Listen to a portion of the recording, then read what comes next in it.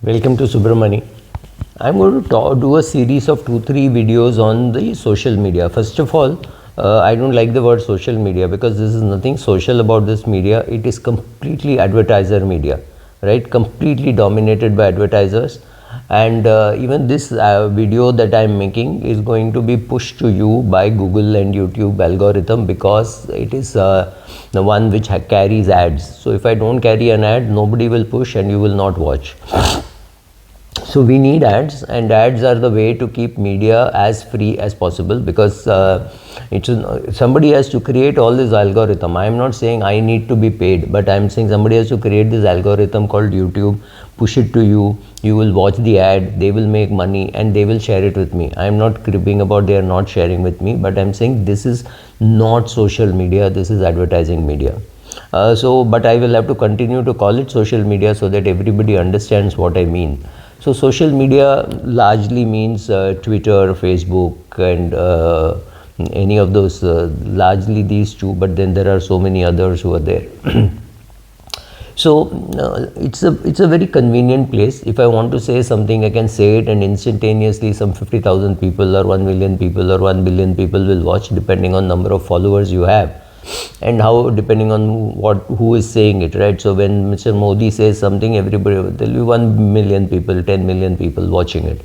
When a Virat Kohli with 1.5 million subscribers says something, then obviously 1.5 million people have access to it. How many of them watch it, I don't know. But somebody with 50,000 will not have that impact of a Virat Kohli.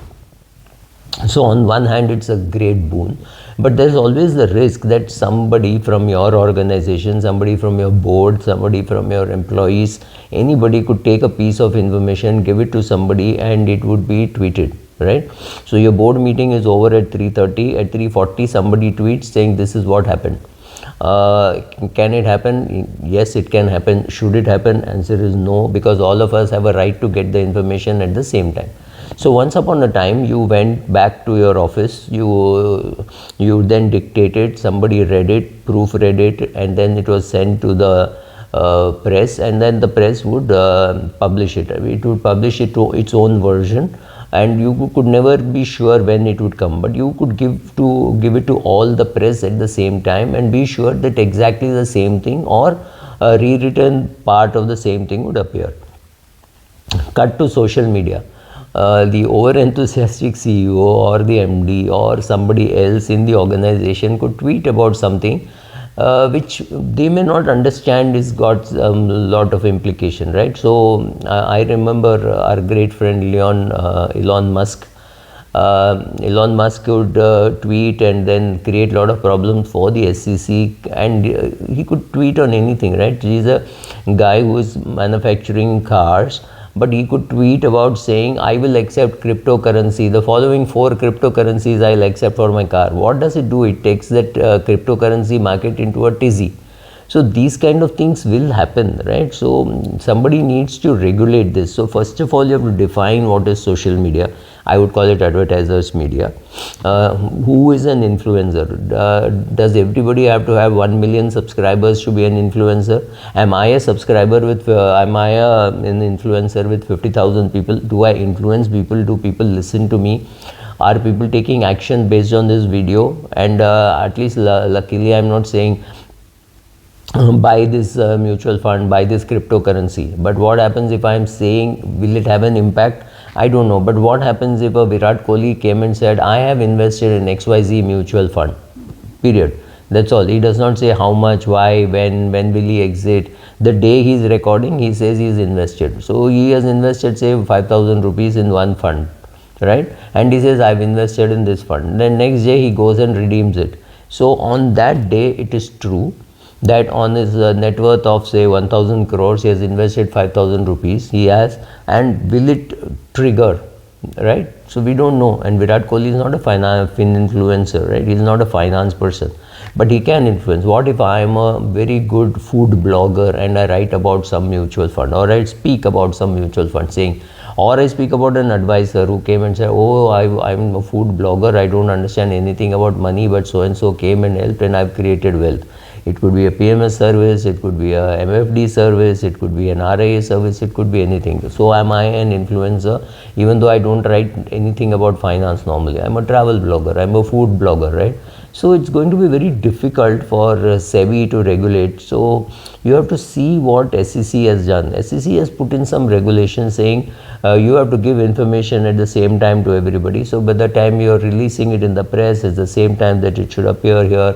People should not get an undue advantage, and people should expect, you should tell people that 3:30 tomorrow our board meeting will be over. By 5:30 there will be a tweet saying what happened. That is the time when we will give our press release to the stock exchanges and to the newspapers and magazines, and that's the time when our tweet will appear.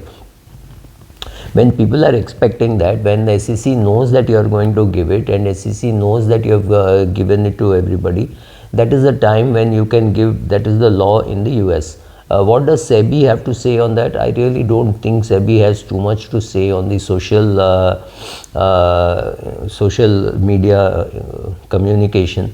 So at least we know what SEC says, right? So let me tell you some of the other things which SEC says.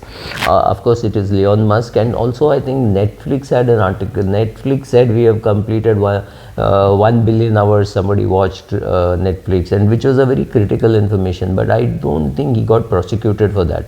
But Elon Musk got fined for talking about many things. I don't remember his controversial tweets, but there were controversial tweets.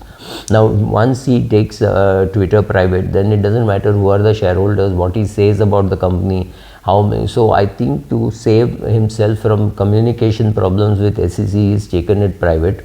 I mean, there could be other reasons also. He now has greater control over the number of people he should employ, what he should do, and things like that. But yeah, largely that.